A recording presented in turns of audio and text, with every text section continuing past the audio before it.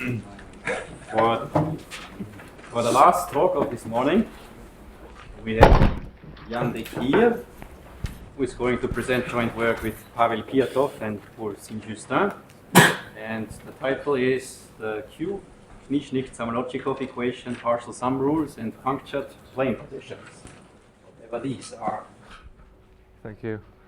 Also, I'd like to thank the organizers for giving me the opportunity to present this work here. As Christian said, it's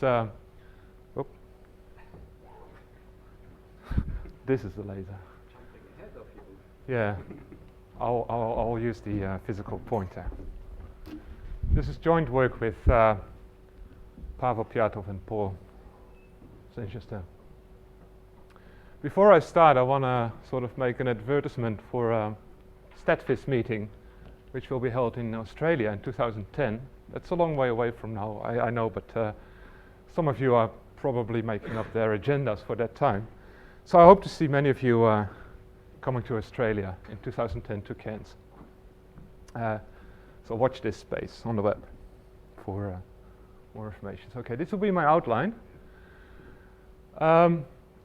It sort of tags on what Vincent was talking about in the previous talk, but I'll probably do it in a more mathematical setup. And I'll first introduce algebras like Hecke algebra and Temple-Leib algebras that Vincent was talking about. And then I'll discuss this q-Knizhnik-Zamolodchikov equation. And we'll say something about its solutions. Then I'll move on to a slight generalization of algebra of type B, which has to do by if you want to include boundary effects. And well, will be similar equations and solutions to that. After this sort of algebra stuff, I'll move on to we'll start to move on towards combinatorics by defining certain natural partial sums that arise in that solution, and that have these well, related to explicit solutions that have these very interesting positivity properties. And I'll say something about the interpretation of those partial sums in the context of the Razumov-Stroganov conjectures and the sort of Q generalizations of those defined by Philippe and Saint-Justin and Vincent. So that's sort of the outline. So the combinatorics will have to wait till the end a bit. So I hope you bear with me. So to start off, I'll start with the Hecke algebra of type A. And that's an algebra with generators Ti, and they satisfy these relations. So they satisfy braid relations. And the Hecke algebra is just a Q deformation of the braid group with this parameter Q, and there's this quadratic relations that the generators satisfy. Instead of these Ti generators, it will be very useful to write these relations in terms of projectors Ai, which is just a linear combination of the identity Q times the identity minus Ti, and another projector which is Q inverse plus Ti, and they satisfy these relations here. They add up to a multiple of the identity, and with square brackets I'll denote this Q number x. So this is Q number 2, which is just Q plus 1 over Q. And these projectors, both Ai and Si, satisfy the same set of relations. If you square them, they produce a Q number 2. So that also appeared in Vincent's talk. And instead of this braid relations, you have this sort of relations for the projectors Ai. So the SIs satisfy precisely the same relations. Now, if you have a Hecke algebra, then each representation of the Hecke algebra will lead to a two-dimensional integrable lattice model. And I won't go into the detail of that, but it arises from a so-called R matrix or R operator, because I'm sort of at the algebraic level. There's this operator Ri, which has a parameter u, which is called the spectral parameter, which is of this form. You take q to the u minus q number u times this GI generator. You normalize it, and that's what's called Ri of u. And in terms of these projectors AI or Si, it has these simple forms. And the all-important relation that this operator satisfies is the Yang-Baxter equation, which is the braid relation in the presence of spectral parameters. So I have this R, and I take Ri plus 1, and Ri, and that product is equal to Ri plus 1, Ri plus 1. So that's the braid content, but there's this parameter that you have to take with you. So this parameter u and v, u plus v, and in the right-hand side, v and u are interchanged.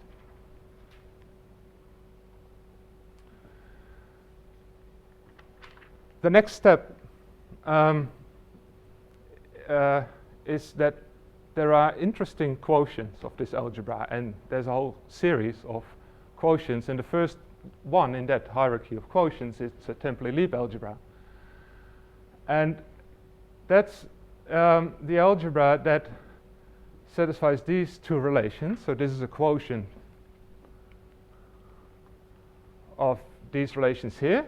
So for Hecker we had this relation. If you set this equal to 0, you would have AI plus 1, AI is equal to AI, which is precisely that relation here. So whenever I talk about Templey-Lieb, I will not use AI, but I will use EI. So EI is a Templey-Lieb generator, and AI is a Hecker generator.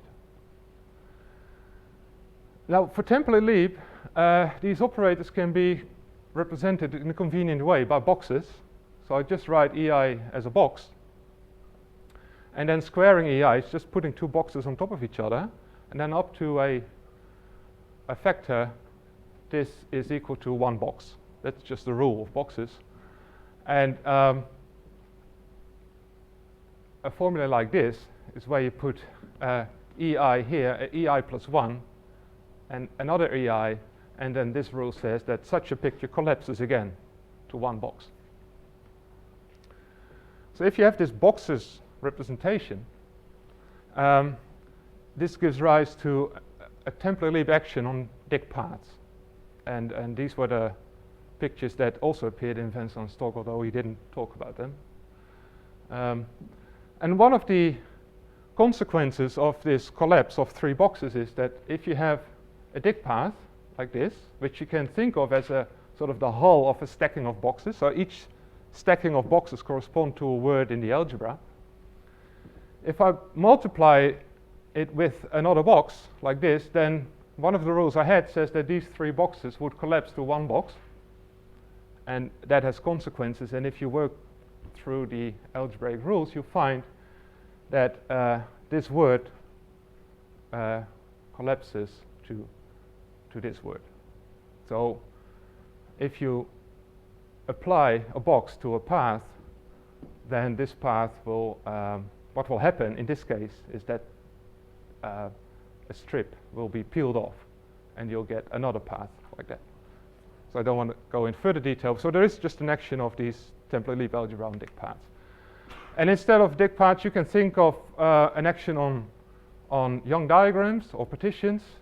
If you imagine, if you complete this picture to a triangle, there will be this sort of partition up here, which I've indicated here.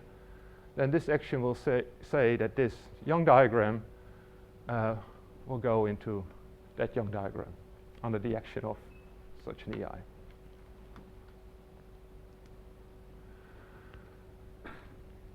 Okay, so what we want to do now is to consider the following vector, which is, so let us sort of define formal series in q to the xi, like this. So I have a function which is just a formal power series in q to the xi. And I'm going to write a vector psi as a linear combination of such functions times these Dick paths. So alpha is a label that just labels all the dig paths that I have. And what I want to require now is that the action of this R matrix that I had before, the R matrix satisfying the Yang-Baxter equation, which acts on dig paths, is compatible with an action of the symmetric group on those functions psi of alpha. So if I have pi I, it's just the interchange of two variables. So pi I sends xi plus 1 to xi plus 1 xi. Then I want that the action of R is compatible with the action of the symmetric group. And in fact, I have some sort of boundary terms as well. There is a reflection at the boundary indicated by pi naught. Pi naught sends x1 to minus x1, and psi should be invariant under that. And there's a reflection at the other boundary, pi n, which sends xn to minus xn minus a shift lambda. So I want to require such invariance. And that's very similar to what Vincent was talking about in the previous talk.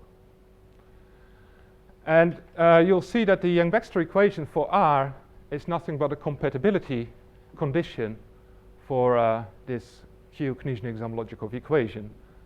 Because when I take the braid relations for the pi i's on the right-hand side, it follows that R should satisfy the Yang-Baxter equation.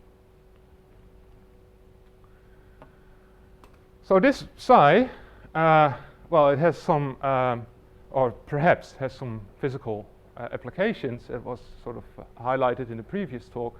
From a mathematical perspective, what it does, it sort of intertwines the path in a functional representation.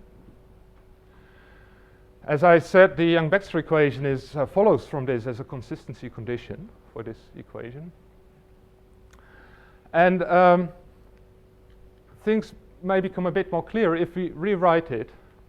So we had this R matrix, which was a linear combination of the identity and the template leap generator.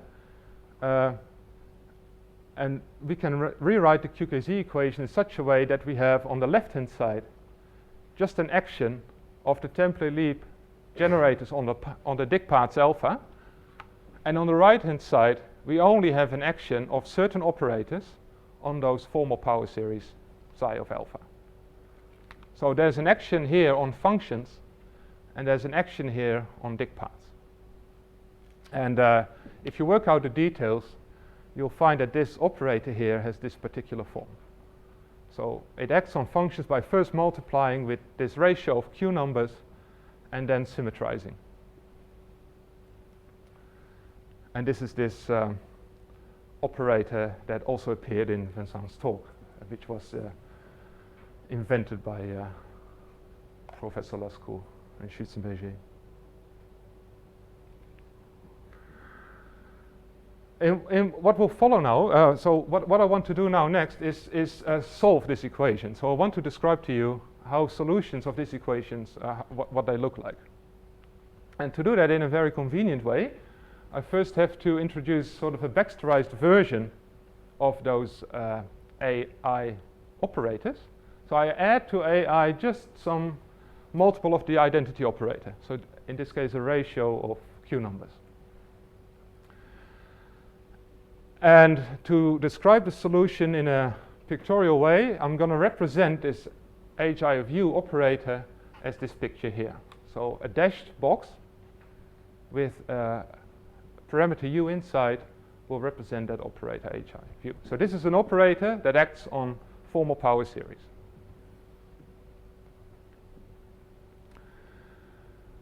From this QKZ equation, you can fairly easily deduce that if alpha, a dig path alpha, has a certain slope at position I, then this operator acting on psi of alpha has to equal 0. And this operator AI is nothing but hi at -1. As a slope means there's no peak or no valley.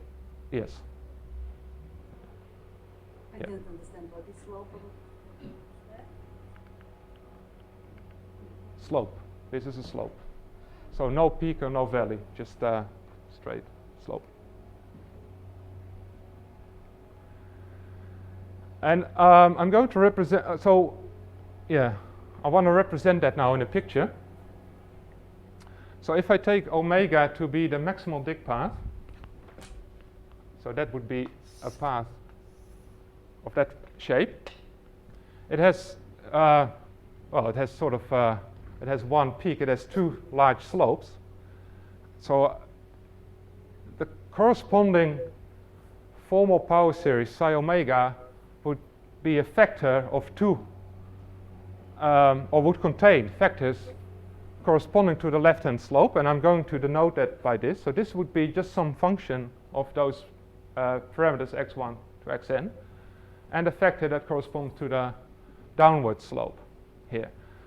And that lemma here can then be written pictorially in this way.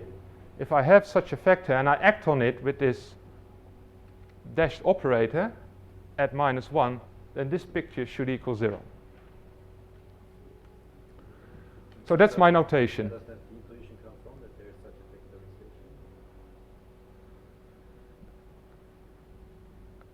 vectorization? It follows from this lemma, more or less, that this. Okay, so It's not a complete factorization. There can still be another function. Like you can still multiply this with a symmetric function, but there are these factors present. And then the solution has the following form. So I take these vectors here, corresponding to my psi omega, which was a formal power series corresponding to this maximal dict path, and I'm going to act on it with these h I of u operators with certain integers. And there's a rule to assign these integers so that it. So what this is, think of this as some function that still has to be determinate, and you act on it with these divided difference operators. And if you act with all of them, you'll get another function, some other formal power series. And for each path, there corresponds a formal power series psi alpha, given by such a sequence of operators that you have to apply to this base function. So the whole QKZ equation, which is an equation for a vector, will now reduce to an equation for this basis function only, because if you know that basis function, you can derive from it all other vector components just by applying with those operators. So the numbers are unique. So the numbers that need to be assigned here will be assigned in a unique way, and so I'll explain how that goes. So given a dict path, you first look at all the minima, or the local minima, and in boxes just above the local minima you assign a 1. Then you forget about those. Then you look at the next local minima, so they would be here, and there, and there, and there, and they would be assigned a 2. And you would go on like that. So in the third step, this would be a local minima, and you would assign a integer number 3 here, but then the local minima here will disappear. So on the fourth step, there is no local minima to be considered over here, but there will be here, and there will be there and there. So you can go on with these local minima until these minima catch up with what happened here, and then you again find that at the sixth step there is a local minima here, and then you have to assign integer 6. Right? So that's the way to assign those integers. And this is what is called a Kazhdan-Lusztig basis of the Hecke algebra. So starting with this dict path basis of the Templey-Lieb algebra,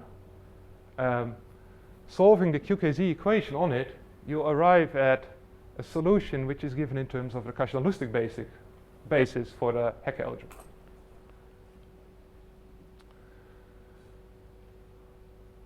And it's also, in some parts of the literature, this is called a canonical basis. And the dict path basis is called a dual canonical basis. How are these the basis of the Hecke algebra again? Pardon? How are these psi alpha the basis of the Hecke algebra again? How? You just said they can be viewed as bases of the Hecke algebra. Yeah, Can you just explain? they are a basis. Yeah. There are these power series. Psi alpha is a power series. Oh, well, yeah, okay. So if you forget about this is just a product of Hecke operators. So consider this as some word in the Hecke algebra, and then I can go to a sort of functional representation, and then I have to apply this to some.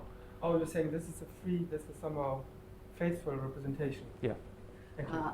One more question. So I understand every box is like a letter, and then you make the monomial of this. In which order do you read this action? I mean, I think that corresponds to this. How do you start reading it? I start here, Okay, that's important. Yeah.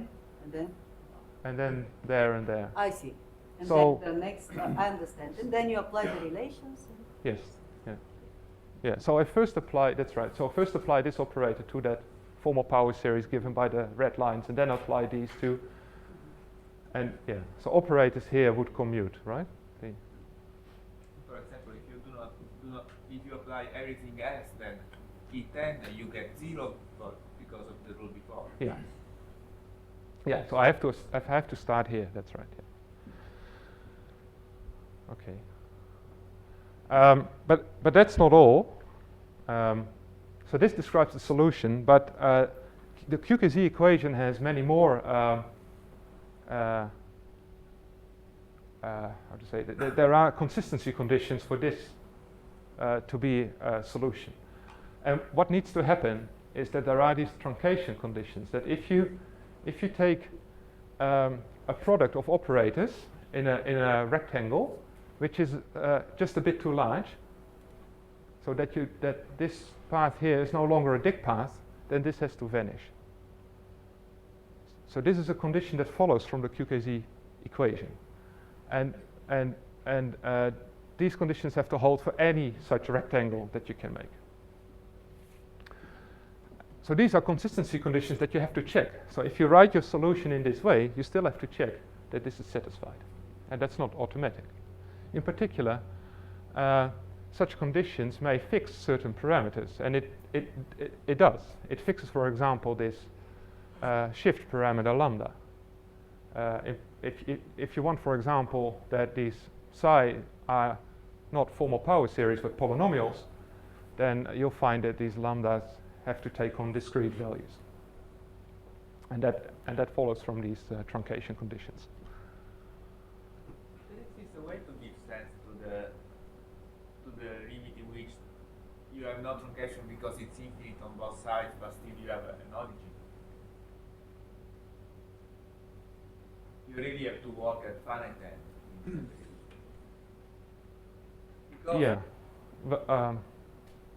Yeah, about. If you start from scratch, it's clear because you have nothing special. But if you have this origin which is fixed, this is helping you because at the beginning you must be there, and the second step you must be nearby. So maybe there exists an infinite limit already at the algebraic level. There are versions that would have such properties, yeah. So for finite type A, which I'm discussing here, you have this origin. But if you go to affine Hecke algebras, that you have some periodicity, and then it's no longer clear where your origin is. It can be, you can still work with it, but yeah, for finite cases that doesn't appear. And also I wanna say now that if you require polynomial solutions, then they can be obtained from these restricted McDonald polynomials that Vincent talked about, or sort of hinted at in the previous talk. So if you take certain McDonald polynomials under a wheel condition, then they can be solutions for that base function psi omega. And that's sort of quite a stunning thing that happens. And people don't really understand very well. Okay. Now I want to move on to type B. So in this case, I'm going to add a boundary operator, which I'm going to denote T naught, and it satisfies again this Hecke condition, this quadratic relation, and I'm introducing an additional parameter omega here related to that boundary operator. It is really plus and plus. Yeah, you can make it plus minus by redefining omega. Okay. But yeah, it turns out to be convenient for my purposes to have plus and plus. And it satisfies these sort of type B. Type B being from the type B Dinking diagram. Satisfies these type B relations here. And again, there are projectors possible. So linear combinations of the unit plus this T naught and another linear combination. And they are projectors because if you multiply them, they give 0 and they add up to a multiple of the identity. And they satisfy, again, temporal leap-like relations. If you square them, you'll get this prefactor. And instead of this relation here, I'll find such a relation for these projectors AI. So we are going to play the same game. First, I'm going to vectorize these operators, A naught. So there is a integral boundary conditions, which are provided by this K operator, or K matrix, which is given by such a formula here. So here I have that Hecker projector A naught, and I take it with some combination of the unit. So there is some function K here, and some functions, some details, and this satisfies the so-called reflection equation, and which will lead to integral boundary conditions. So K is this product of two Q numbers here. And as I said, this boundary vectorized element K naught satisfies the reflection equation, which takes this form. So it's an equation which relates that R matrix that I had before with a K matrix. And it gives integrable boundary conditions. And there's also in this case a temporal leap quotient. So that relation of the projectors AI reduces to this relation if you take a convenient quotient. And then E naught can be represented by a half box or triangle, and then multiplying two half boxes leads to a collapse into one half box at the cost of a prefactor, and such a combination of E1, E0, E1 corresponding to this collapses to a single box again. It's just this relation here. And now this boundary of type B temporal leap algebra has a natural action on ballot paths. So because we have this half box, we can keep stacking on at the boundary, at the left-hand boundary. So we're not longer restricted to dig paths that have to start at the origin. We sort of can move up. And there's a natural action of type B temporal leap on such paths. And also the QKZ equation is modified, because instead of having that psi should be invariant on the action of pi naught, we now have that the action of pi naught should be compatible with the action of this reflection operator K naught through this. And if we rewrite this, we can again rewrite it in such a way that on the left-hand side we have just an action of E naught on paths, and on the right-hand side we have an action just on the polynomial or formal power series coefficients, psi alpha. And now this operator A naught alpha has this form. So we have a ratio of this function K with some other Q numbers, and then you sort of symmetrize the identity in pi naught. And this is a boundary Hecker projector in a functional representation. So this operator satisfies the type B Hecker relations. And as before, we introduce a vectorized boundary operator. So we have this Hecker projector in the functional representation. We take a particular linear combination of that operator with the identity. So and we represent it by this dashed triangle with content K. And then a solution of the type B QKZ equation can be written like this. So if I have given a ballot path, then I can write the corresponding solution for the formal power series psi alpha corresponding to that valid path as a product of h operators, hi in the bulk and h naught at the boundary. And the integers that I have to assign follow precisely the same rule as for type A. So this could be considered as a Kashdan-Lustig basis for type B. It's not what one will get from the picture, that's like the basis of the form plus the symmetry of under reflection. Sorry? One was having the full pyramid and a subset of basis elements which were symmetric under reflection of the indices, 1 with n, 2 with n minus 1, and so on. Yeah. This is not just this restriction. No. No. Not even a sum delta or omega. Well,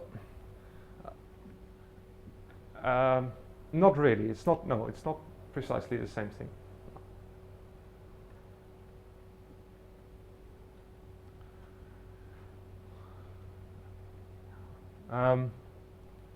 Maybe intuitively you can look at it that way. Yeah, it's not too different. But so I'd like to go on that also in this case there are these truncation conditions. They take this form and they have to be taken into account. And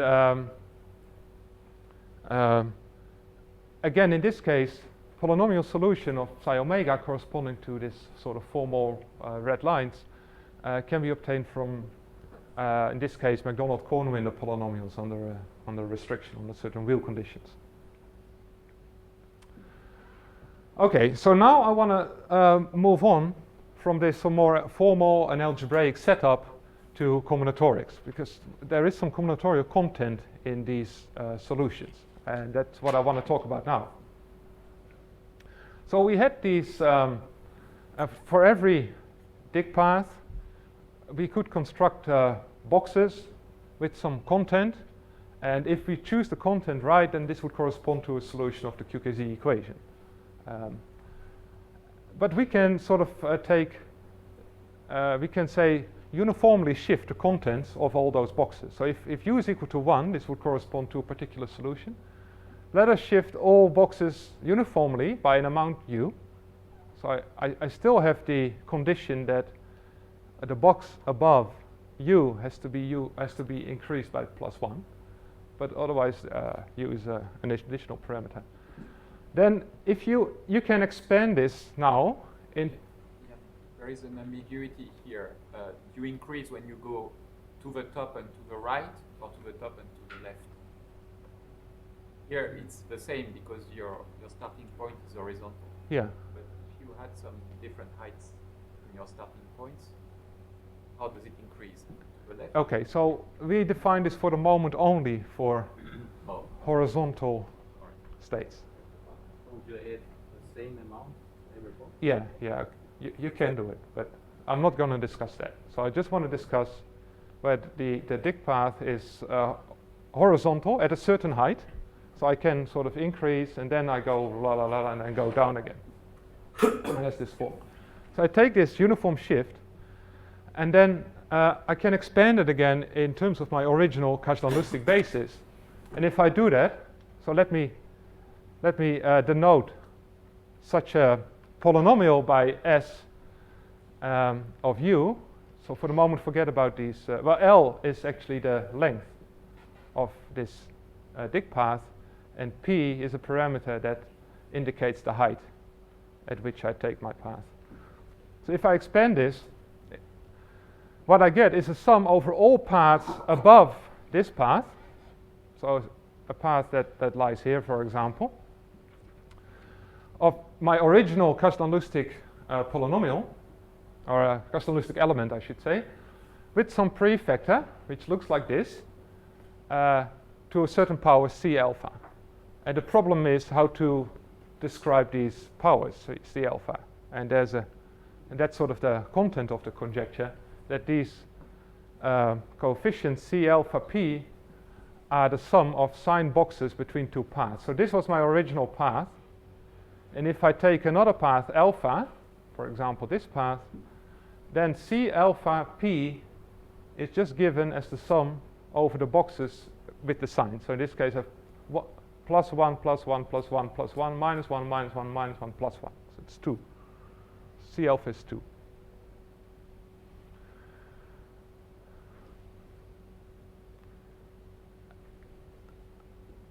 Now, if I take special values of u, I can define these sums here. So let me define S plus of L and P. So L is the length, again, and P is the height, which I defined to be SLP of minus 1. So I'm going to take u equal to minus 1 here. Then this is just the sum over all paths above this path with a prefactor tor to the C alpha P times psi of alpha. And if I take u equal to 2, what I get is tor to the minus C alpha P, where tor is just minus q number 2. Right, so I'll show that again. If I take u as minus 1, I'll get minus 2 here and a minus 1 there, so I could just get minus tor. And if I take u equal to 2, I get 1 in the numerator and 2 in the denominator. So I get 1 over tor. 1 is the original one, the one in which the combination is the trivial one. Yeah. Yeah. And 0 would be the one in which you have added all the minima and this is a new big part. Isn't that? Say again. U equal 1 is just the original tag. Yeah. U equal 0 is also easy, isn't it? Because you are just putting those up. Ah, I thought that U equal 0 was like adding to the bottom. No. Well, it blows up. So. Q plus 1. Yeah. But don't you have a sign for the second line? Yeah, there is a sign. Yeah. Okay. So in this way, there are these what we call partial sums. So we sum over all paths above a certain horizontal path, which we can choose to be at any height. We define these partial sums in this natural way, as just by uniformly shifting all the contents of these vectorized Hecker operators. And so what I'm going to show later, that there's combinatorial meaning in those partial sums. And I'll try to explain that now. So the interesting combinatorics you find if you take a solution of the QKZ equation, which are polynomials, and you take the limit where all these xi variables go to the origin. So what you find then is that these psi alpha, which were polynomials in q to the xi, now become polynomials in one variable. The only variable that's left is this tor variable. And if you do it explicitly, you find that to each dict path there corresponds a particular polynomial in tor square with positive coefficients. And I've also listed here these powers of tor. So if p equals 1, it means that I have to take paths that don't touch the x-axis, but they only can touch a horizontal line and height 1. So I would sum only over those two, or the psi alpha corresponding to those two dict paths. And psi alpha 2 would mean that I can sum over all 5 of them. And these are the particular powers of tor that I have to take into account. So these sums, S minus and S plus, are obtained by taking this, multiplying it with this factor here, plus this, multiplying with that factor, plus that, multiplying with that factor. And then you get these sums here. Then we can prove that these sums, as defined above, have a determinant 4. So let me first define this function t of LP and k. K is an additional integer, which is a sum over a product of two binomials with a weight factor tor. And this is a matrix with index I and j, and I'll take the determinant of that matrix. Then if I specialize k to this value, L over 2 minus p, then this precisely gives me those polynomials S plus. And if I specialize k to L over 2 minus p plus 1, it precisely gives me these polynomials S minus. So we find explicit formulas, determinantal formulas for those functions, S plus minus.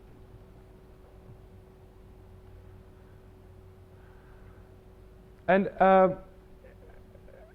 these t functions are quite interesting objects. They're actually some tau functions related to discrete Hirota equations. That's why we needed that additional parameter k.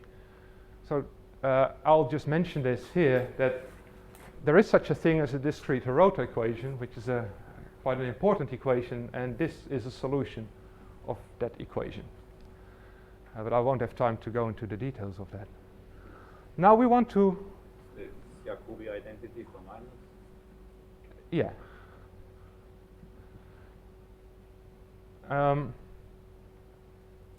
There is another way of writing this. You can take this sum out of the determinant, and then TLPK looks like this. And this is probably recognized by those in combinatorics as sort of a product of sets of lattice paths. So this determinant by itself enumerates lattice paths in a certain region, and this determinant by itself enumerates lattice paths with a certain weight in a region. And I'm sort of summing over the endpoints of these paths, which are also the starting points of these paths. So I'll show you a picture of what actually happens. And this can be interpreted, and this was first done by Philippe, in a special case in terms of symmetric plane partitions, in particularly cyclically symmetric transpose complement, if I'm correct, plane partition. So this is a picture of that. This is a plane partition in a box. Forget about the hole. Don't look at this hole for the moment. It's confusing. So you take you just stack boxes into the corner. And we're looking at the 1, 1, 1 direction of this. And well, remember, I have 3 parameters, L, P, and K. And L and P determine the length of this so deformed hexagon. So this length is just 2 times L minus P. And this length is entirely determined by P. And then there was this a parameter K. And K more or less tells you which of the steps in the paths are assigned a weight tau square. So my set of paths are denoted are here with are these sort of red lines. And what TLPK is the generating function of paths that such that the paths below the green line, so well, each vertical step in the path below the green line is assigned a weight tau square, and each path above the green line has a uniform weight 1. And so with K, I can shift this line and change the weighting of the paths. And with P and L, I can change the hole that I have here, or I can change the size of my hexagon. So what came out of solving this QKZ equation, which was somehow compatibility equation for representations of the Hecke algebra and Temple-Leib algebra, produces for you generating functions of well, tilings of hexagonal regions with a hole. Which symmetry? Yeah, so this is cyclically symmetric, because I can turn by 2 pi over 3. Like if this edge can go to that edge, so I just turn it by 2 pi over 3, and I get the same picture. And there's a complement symmetry, which is a mirror symmetry in this axis. So just In a sense, only 1/6 of the region has to be determined. yeah. So that's right. So you just look at paths in this fundamental region, but they glue up nicely. Well, the way I draw it like this is because these cyclically symmetric transpose complement plane partitions are known in the literature. They sort of.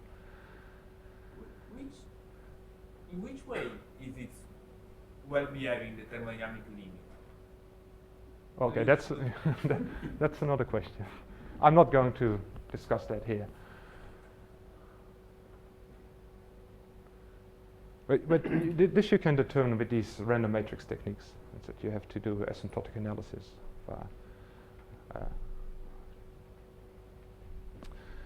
It's not so easy to do this properly. So I do want to connect now to the Razumov-Stroganov conjecture. So for the moment I just have these plane partitions, and there's no conjecture here. This is sort of proof. This comes out of the QKZ equation, and this is a proved formula. What is not proved is the following. Let me first sort of define fully packed loop diagrams. We've seen those before. If you consider a piece of the square lattice, and I want to draw loop lines, so I just want to draw bonds such that each vertex is visited by one loop. And these loops are not allowed to cross. And furthermore, I want the loops to start at these terminals.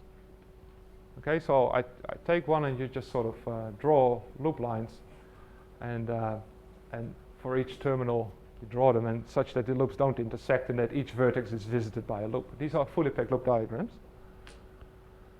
And they are in a very simple, well, if you do it on this rectangular piece of square lattice, they are in very simple bijection with vertically symmetric alternating sign matrices. And I don't want to go into that now. That's well known for those in the know, I suppose. It's not so difficult. It's not so difficult. And these vertically symmetric alternating sign matrices can be enumerated using the methods that Professor Razumov talked about. In this case, you have to evaluate a determinant that looks like this. So it's a bit more complicated than what he had in his talk, where you have a product of 4 factors. You have to take the determinant of this and then sort of divide out van der Monde determinants, take the homogeneous limit of all x's and y go to 1, and that will give you the enumeration. So that's a theorem by Greg Cooperberg. The number of vertically symmetric alternating sign matrices, still with a weight, Tor square, is the homogeneous limit of this determinant. So I have to put all x's and y's equal to 1. And Tor was this parameter that I had before, and it's related to that cube that appears here. U stands for U-turn or something? Yes. U-turn, yeah. Now what we can prove, or have, well, actually, Paul Saint-Justin did this in, it's a 1-page proof. I mean, this was, I think Zaalberger used a lot of pages to prove the case Tor equals 1. But Paul had a very neat trick to show that the number of, so the weighted partition function, where you have this weight Tor square, is just a special case of these T functions that I showed you before. And in particular, this theorem says that the homogeneous limit of this awful looking determinant, which is sort of complicated procedure, is given by this determinant here. So this is fairly direct. Well, it's not direct. It says that these fully packed loop diagrams are weighted fully packed loop diagrams have the same generating function as cyclically symmetric plane partitions with a weight Tor square. And the weight in the fully packed loops is for the number of loops? No. So I didn't tell you. So let me illustrate on this picture. A weight Tor squared is given to each vertical stretch. So if I have 2 steps in the same direction, that is assigned a weight Tor square. In terms of alternating sign matrices, you say that every -1 gets a weight to Tor square. Or every +1 and -1 gets a weight Tor, and then they add up to. Okay, so we can say a bit more.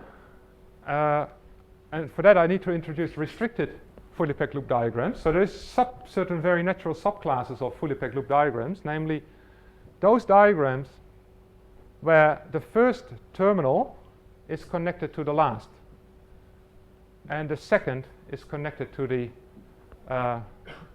last but one. And in general you can have sort of a number here.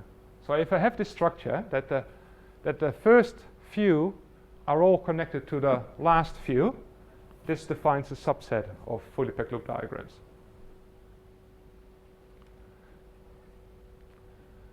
So I call such fully packed loop diagrams P restricted, where P is more or less the number, or L minus P is the number of such special loops.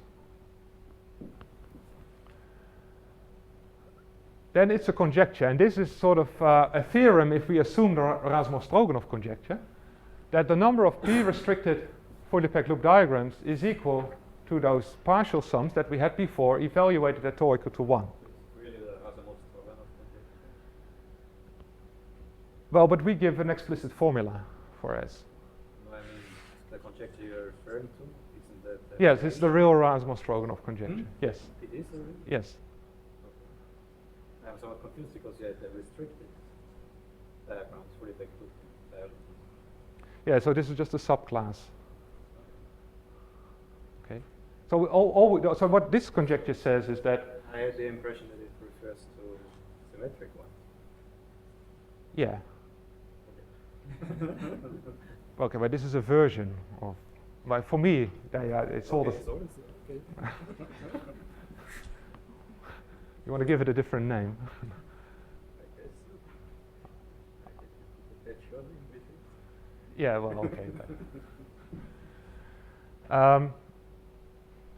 Okay, so this conjecture says now we have a formula for the number of those P-restricted diagrams, which we can't derive. Remember, we could derive the total number of those fully packed loop diagrams by methods related to this Isagen-Koropin determinant, but we don't know how to compute it for P-restricted. Nevertheless, we conjecture this, and so we had these sums in determinantal form, but if you evaluate it tau equals to 1, that determinant actually factorizes, and this was noticed by these people.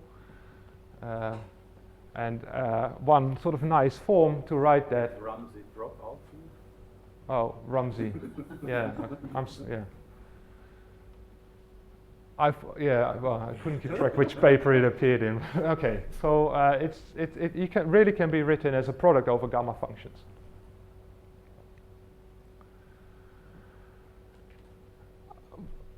We have not been able to say anything on P-restricted fully packed loop diagrams with a weight. So we were not able to lift this restriction tau equal to 1 and still have sort of a formula for that.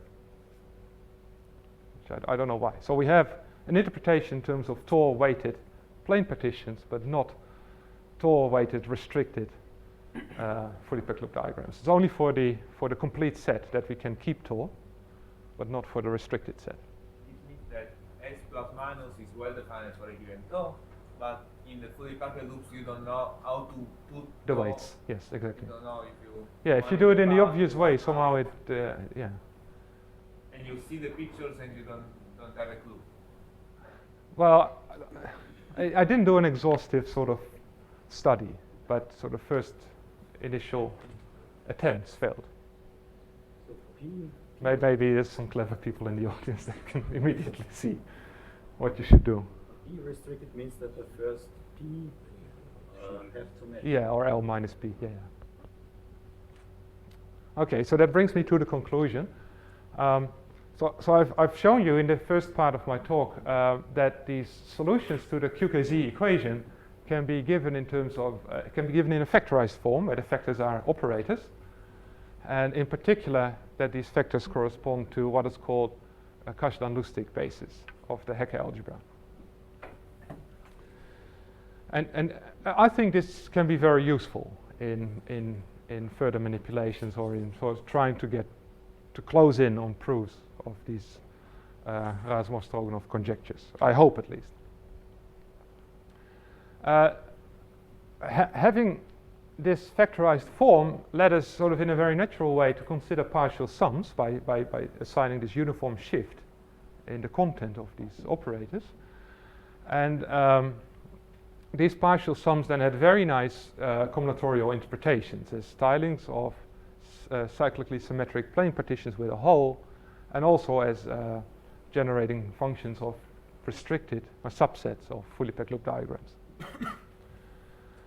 And that's this last point. And with that, I'd like to thank you.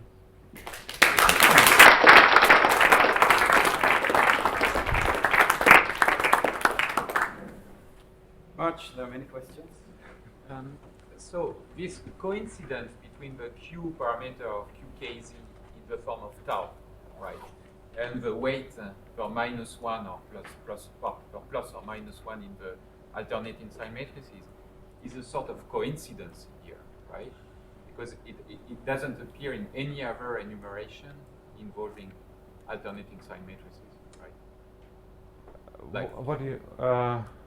if you want to, for instance, have an interpretation for the enumeration of the total set of alternating sign matrices, which are square n by n, with a weight tau for plus or -1 in the matrix, you don't have a formulation of that in terms of qkz solution. Yes, there exists one. Yes. With the tau parameter being related to the q of a qkz?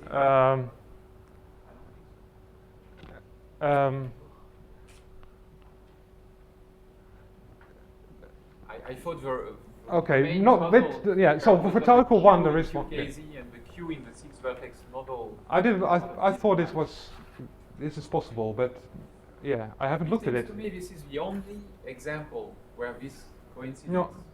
No, I think.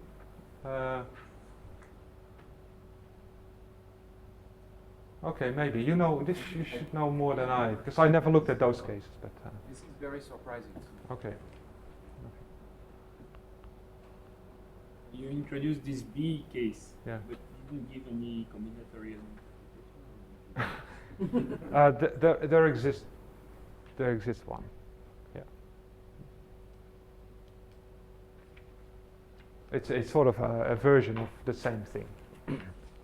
So what you presented us about the S plus minus, that was in the type A framework or the type B framework? Type A.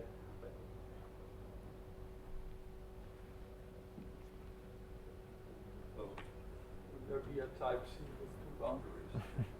Yes, there is, but it's complicated. Exceptional type? There is no. The combinatorics is not as well known as for the type A and type B, and for the affine cases. I think there's a qkz equation for any root system. There is, but to solve it and to give factorized, it's very complicated. And even to solve it, just on a computer, it's you know.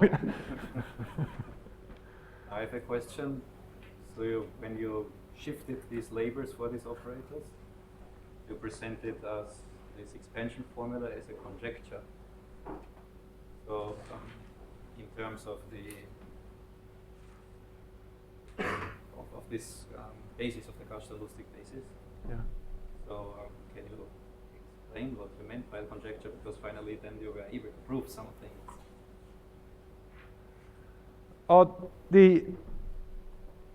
Okay, so the conjecture was that the conjecture was on the powers that I have. But then you said precisely, and the powers are. But it led us to consider these sums, these partial sums. But given the partial sums, we can say something about them.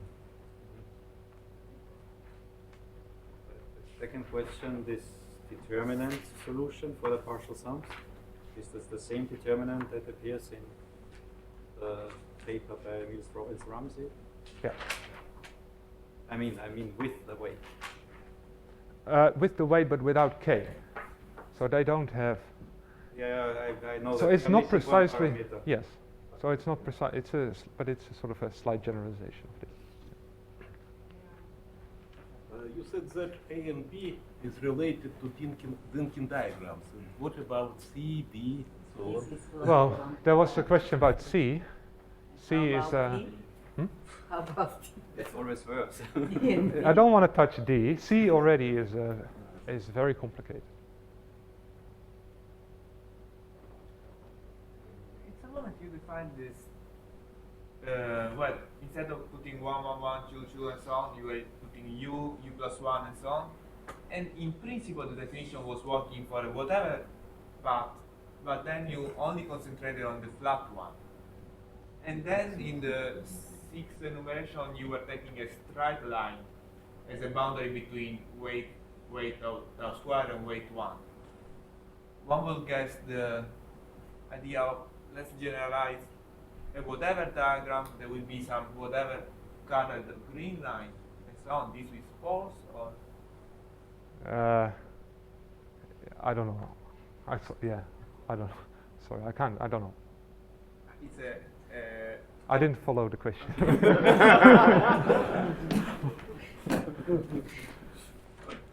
No, I guess maybe the question can be reformulated as another question for you, which is, are there other sum rules which would correspond not just to cutting horizontally like you did, but cutting along some arbitrary? This is a work in progress, but Okay, and then he has a guess for the answer, yeah, which okay. would be the green line has the same shape. well, a naive guess, of course. Yeah, try. Well, it's more that the restriction is related to the whole. So it's sort of in the orthogonal direction of the green line. So it's a wild guess. I have no idea. Maybe. But it's a nice suggestion. Comment or question or answer to the question root system. It's like you are working on there is a nil topology algebra, which means the relation now you put a 0, so you are putting all this pile of square in this nil topology algebra. Then this is related to the fully commutative class of in some Coxeter group, like Stanbridge was working. It's kind of heaps of you forbid. Yeah. And then there is a lot of paper by Green about connecting this fully commutative class of Coxeter group with root system and what you call acyclic heap. And what you are doing when you number all the cells 1, 2, 3 is you are looking these heaps of pieces level by level. Okay. So and I don't know very well the paper of Green, but he has a classification of acyclic heaps, and then the root system appear A n, B n, C n, D n, and D. So maybe by putting this Well, but for the nil diagram and the analog maybe B can. does not appear there. Hmm? There, B does not appear. A, D, E. And A are fine. But the nil case is very special. It's very, and a lot of the problems disappear. Can you repeat it? The nil Yes, the case nil. is very special. But you are doing nil topology. He's No. The not, same, no, you take because square. when you put your boxes one over another, Yeah. you forbid chuk to do this. It's the same as This? No. as nil. Nil topology be the same You dimension. take- Okay, so Topology. you- It's the you same. take square No, it's the equals same. something. It's just to So say that's that not- you don't allow to put your square, so that is going to become a directed animal. You have to keep it to be a Ferrer diagram. You have to keep it to make a Dick word. So it's the same. It's just Okay. a nil. It's fully commutative class of in this. Fully commutative means that in the relation of the Coxeter group, you just use the commutation. You don't need the braid relation. And putting your square like this means exactly the same. So there's some correspondence with hips, and Stanbridge have done things like this, and then it can be generalized to other Coxeter group system. So the analog should be done for all this group system classified by Green about acyclic hips. No, it's just an idea maybe to answer your question about Okay. to do it. Okay. Yeah. Okay. So let's thank you again.